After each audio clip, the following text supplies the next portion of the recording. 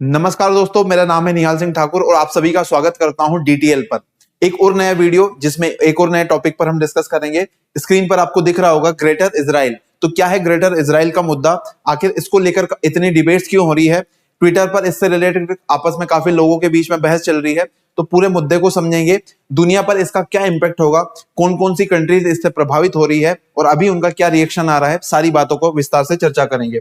तो अभी हुआ क्या है, तो अभी इसराइल के द्वारा उनकी एक ट्विटर हैंडल पर, उनकी सरकार का एक हैंडल है, वहां पर एक मैप रिलीज किया गया था। उसको लेकर कई सारे देशों ने आपत्ति जताई है। ये वाला मैप है। कई बार क्वेश्चन करते रहते हैं लोग कि इसराइल तो पहले था ही नहीं, इसराइल का नक्शा था ही नहीं, पहले ये एक मुस्लिम कंट्री हुआ करती थी यहाँ पर पैलेस्टीन, बाद में इसराइल ने उसको कब्जा लिया। लेकिन एक्चुअल में इसराइल ने उन सभी बातों को जवाब देते हुए बोला कि आज से लगभग 3000 साल पहले इस तरीके का हुआ करता था इसराइल, है ना।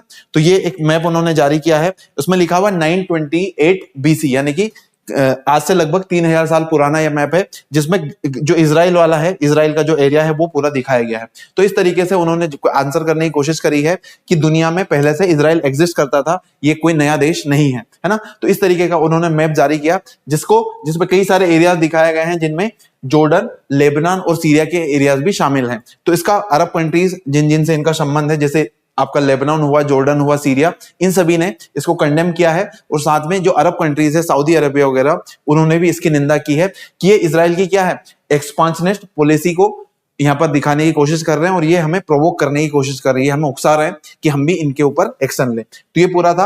और साथ में उन्होंने क्या करें, एक तरीके से इंटरनेशनल जो इंटरवेंशन है उसकी भी गुजारिश करी है अरब कंट्रीज ने कि इसराइल जो कर रहा है वो ठीक नहीं कर रहा और आप इसको कंट्रोल करो। लेकिन एक्चुअली में ग्रेटर इसराइल का मैप यही है क्या?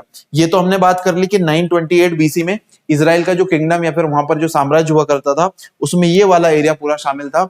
लेकिन जो आज के टाइम पे ग्रेटर इसराइल की बात होती है, उसमें इस एरिया के अलावा और भी बड़ा एरिया शामिल है। इस मैप को आप देखिए, यहां पर आप देखो, नॉर्मली अगर हम देखें तो इसराइल बहुत छोटा देश है ना, इसराइल बहुत छोटा कंट्री है। यहां पर आप देखो, ये वाला जो रीजन है वो बस इसराइल का हिस्सा है अभी करंट के हिसाब से। लेकिन ये पूरा ब्लू कलर का जो मैप है वो ग्रेटर इसराइल है अभी की जो थ्योरीज चल रही है उनके अकॉर्डिंग, जिसमें लगभग पूरा सीरिया, इराक का बहुत बड़ा हिस्सा, सऊदी अरब का हिस्सा और साथ में आपका इजिप्ट का कुछ हिस्सा भी शामिल होता है। तो इस तरीके से ये सारी कंट्रीज भी इसका विरोध कर रही हैं और देखते हैं आगे क्या निकल कर आता है। लेकिन अभी के प्लान्स के हिसाब से अगर आप देखो, अभी जैसे जैसे चालें चली जा रही हैं उनके अकॉर्डिंग अगर देखें तो इसराइल इसी या फिर ग्रेटर इसराइल के जो मैप है उसकी तरफ आगे बढ़ रहा है, जहां पर वो अलग अलग देशों के ऊपर आक्रमण करके कुछ एरिया या फिर अपना जो ज्योग्राफिकल एक्सपांशन है वो लगातार कर रहे हैं। तो यहाँ पर आप देखो, अरब वर्ल्ड ने इसी की निंदा करी है, क्योंकि Israel ministry of foreign affairs के द्वारा एक मैप जारी किया गया था जो मैंने आपको पहली स्लाइड पर बताया, और उसका पूरी तरीके से वो विरोध कर रहे हैं। उसमें कई सारी डिटेल्स उन्होंने बताई थी, अरेबिक लैंग्वेज में था और हमारे लिए वो इतना इंपॉर्टेंट नहीं था, तो मैंने वहां पर उसको नहीं लगाया। लेकिन वो मैप क्या था मैंने आपको ऑलरेडी बता दिया है, ठीक है। अभी क्या है, जो ग्रेटर इसराइल है, इसमें जो मॉडर्न डे जो आपका जॉर्डन वाला एरिया है, वो लेबनान, उसके अलावा जो सीरिया है, इन तीनों देशों में काफी जो एरियाज है वो शामिल करवाना चाहते हैं। यही बात यहाँ पर बताई गई है। इस तरीके से अगर देखें तो किसी भी देश की जो सॉवरेंटी है, वहां की जो संप्रभुता है, उस पर ये सीधा सीधा हमला है और कोई भी देश इसको बर्दाश्त नहीं करेगा। इसीलिए जो ये सारी कंट्रीज है ये इसराइल के खिलाफ यहाँ पर आवाज उठा रही है, ठीक है। इसके अलावा अगर इसराइल के रिसेंट मूव्स अगर आप देखोगे तो उससे आपको अंदाजा लगेगा कि कहीं ना कहीं इसराइल धीरे धीरे करके अपने कदम आगे बढ़ा रहा है और दुनिया में अपनी जो एक्सपांशनिस्ट पॉलिसीज हैं उसके तहत अपना जो एरिया है उसको विस्तारित कर रहा है। इसका रिसेंट एग्जांपल आपने देखा होगा कि इसराइल अलग अलग देशों से अलग अलग फ्रंट पर लड़ाई कर रहा है, जिसमें सबसे पहले उनकी लड़ाई यहाँ पर सीरिया पर चल रही है। तो गोलन हाइट्स का कब्जा, गोलन हाइट्स वाला जो एरिया वो तो पहले से उनके कब्जे में है।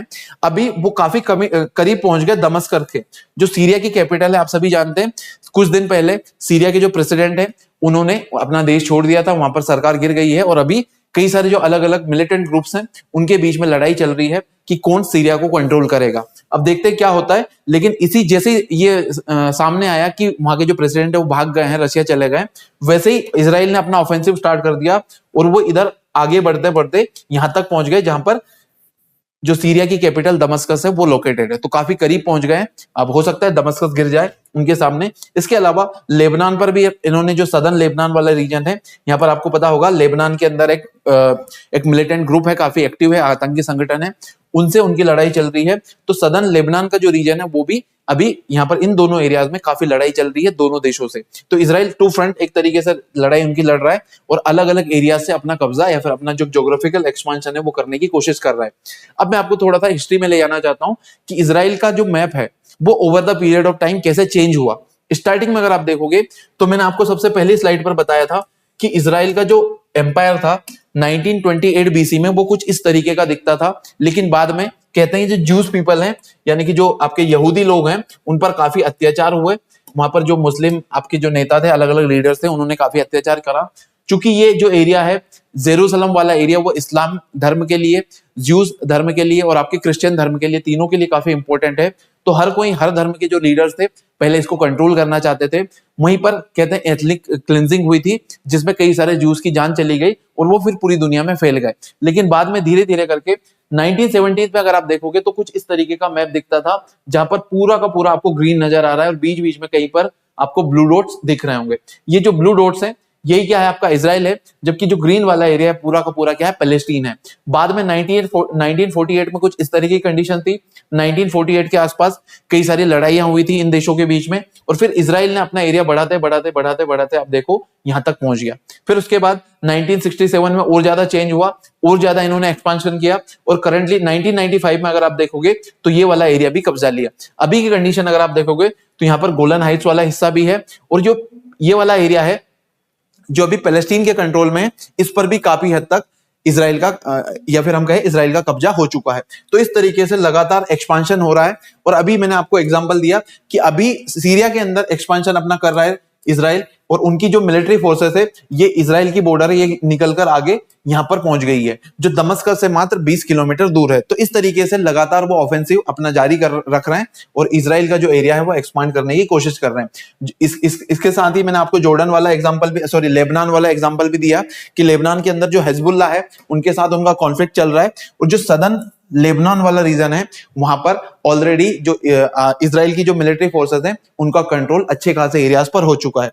तो इस तरीके से पूरी दुनिया में लगातार अलग अलग देश अपनी पॉलिसीज के थ्रू अपने रीजन को एक्सपांड करने की बात कर रहे हैं।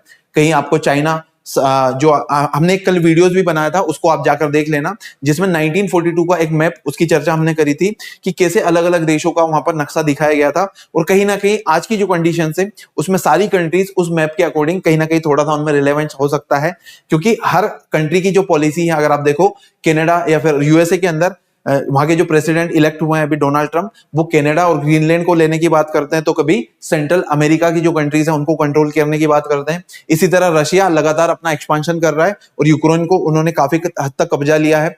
इसी तरह ताइवान को कंट्रोल करने की बात चाइना करता है।